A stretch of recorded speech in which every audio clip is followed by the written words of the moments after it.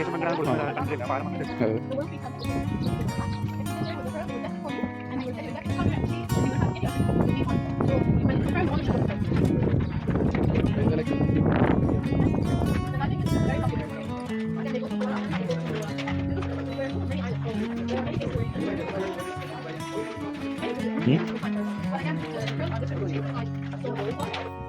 so gentlemen, if you look at this is the map of Bahrain.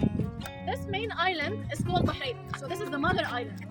This map does not include the artificial islands that you see today from an airplane view. When we go to the museum, on the ground there's a huge map of Bahrain that includes the artificial islands, so you get to see them. This is called Hawar Island. It's one of the most important islands in the not only to Bahrain but in the region.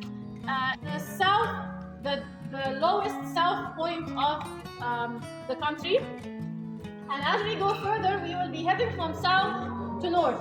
Now, in reality, this is 55 kilometers long and 18 kilometers wide. So it's a very small country. It comprises of 718 square kilometers. It means that this place is governed by government, so it has a political status. It had also a strong economy. It relied on not only the pearls over here. These two canvas, they are inspired from the Mesopotamian texts, which have been found on cuneiform tablets here in Dilmun, and also in part of the Sumerian text, which was brought in from Iraq, Mesopotamia anciently. And this is how they describe the life of the land of Dilmun. So what you see today is not really what you see on those photos. It was a green land with many animals, sweet water wells.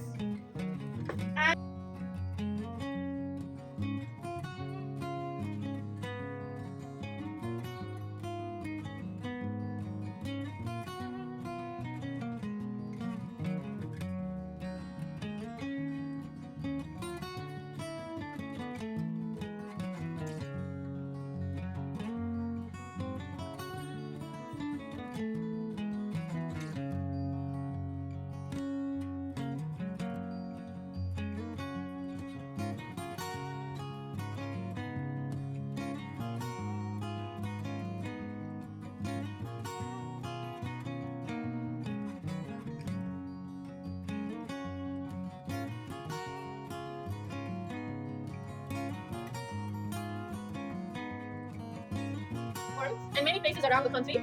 Some of them believed to be like dug in or shaped and moved from Nasan Island, which is very close to the Saudi causeway, that's the bridge that we will be heading to after tomorrow. And then the blocks were moved to the site to build the wall. Here, the god of sweet water Enki, this is how it shows like in the Sumerian texts. And he blessed one of the locals who is called Sudra. Now, if you heard about the prophet Noah, or Noah, he was at some point, there was a great flood all around the world, and he was asked to build a huge ship and have a male and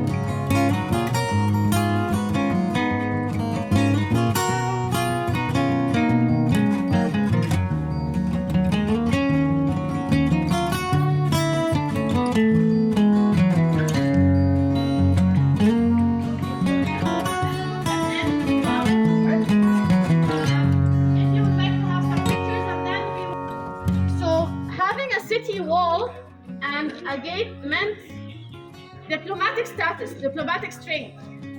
Those boats, remember when I told you that the palm tree was very important to us?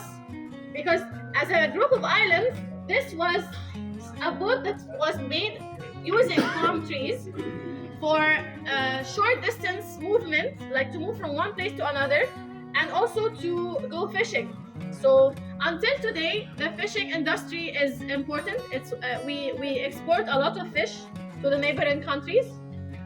And this is how they imagine it looked like from all the texts that were found. This is also another explanation, if you may look at it. Before the pilgrimage season, it's like giving something out to the sea to bless the people of the houses and to thank the sea for what it has brought to us. So this hayabiya is the name of the plant, and then the kids will sing and chant a song and throw it into the sea.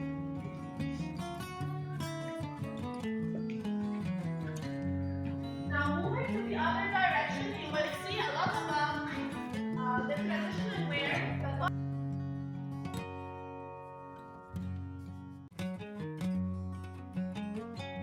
On for the economy and so on.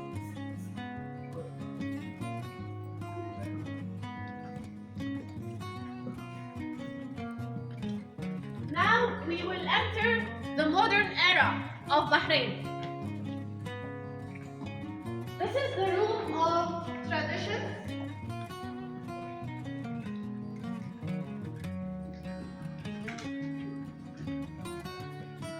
So this is giving birth to a child.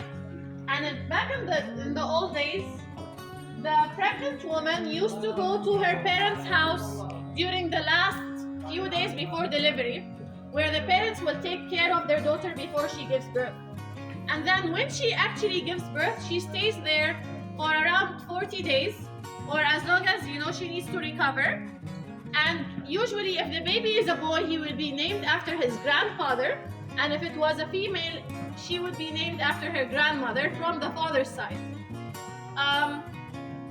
After that, they will take the baby and move him with the mother, with their personal belongings, to her husband's house, the father of the child.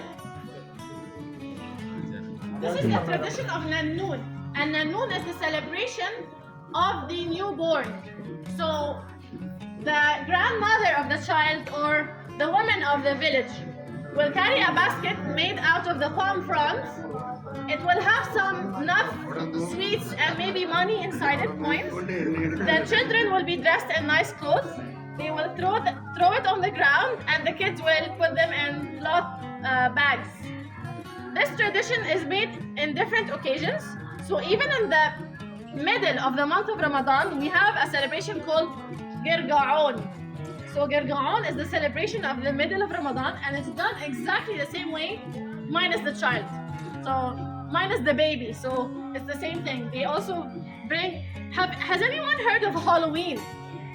Halloween that's celebrated in the U.S., where they knock at doors and they ask for sweets or for something to put in their bag. So here they have to sing a song. They knock doors in the neighborhood, and then they give them sweets or money to put in their bags. And until today, if you say to someone Baraha means an empty space of land. So Baraha here, it was usually between the houses, an empty land, and those men will bring, like you can see the palm trunks, and they will make it like a shape, like a square, where they will meet after diving or after they finish their daily work for a chat and to have a cup of coffee with some dates. Khaju, that's the one. And after some time, a guy who is an explorer called Gilgamesh wanted to have that blessing of living forever. So he went to him and asked him, how can I live forever? How can I be like you? And he told him, you need to look for a pearl called the flower of life. And he taught him how to dive. So when he dived and found this pearl of flower, a snake came and hatched it from his hand. So at the same time, the snake peeled its skin. So they thought that this was the rebirth of the snake. And from that time onwards, people locally, the people of Tilman, and until very recent years, people will bring a bowl and put a snake in the middle. If they were rich enough to get a pearl, they will put a pearl. If they were less fortunate, they will get any kind of gemstone and put it and bury it under the house to give the people of the house long lives and good health. So if you ask the old generation, they will tell you, Likil Beit Haya. Likil means for each, Beit means house, Haya means snake. So you will find this also showcased. I think that there's one here. No, it's on the other side. I will show you as we go closer to it. Now, there was also a copper smelting workshop in the site. Copper was brought in from Majan. Majan is today Oman and Emirates. And today, Bahrain, modern Bahrain, has one of the most important aluminium factories in the Arab region. They also make the pipelines for the natural gas and for the petroleum. Even though we don't own aluminium, but we bring it from neighboring countries. So I will give you some free time to explore this room. It has a lot of the findings from the Desert civilization. Whatever was buried with the dead, whatever was found in their tombstones. We can have threads made out of silk. Moving forward, you will see different clothes. Until today, in let's say in Ramadan or in Eid and different occasions, those special clothes are worn by the locals until today. And even in the celebration of the children in schools, whenever there's an occasion like that, this is a different way also of burying the dead.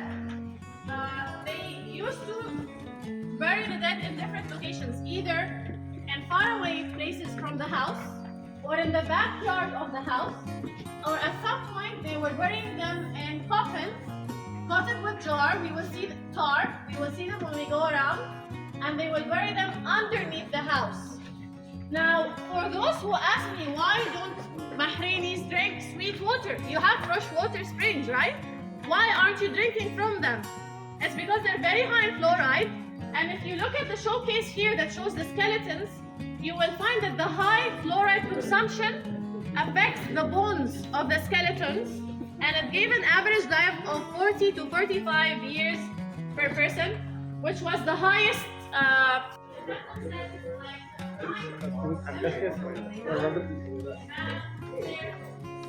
the seal represented the personal identity, and it also showed them ownership of belongings that were buried with them in their graveyards. You will also find a lot of accessories, because again they believed that they were not going to be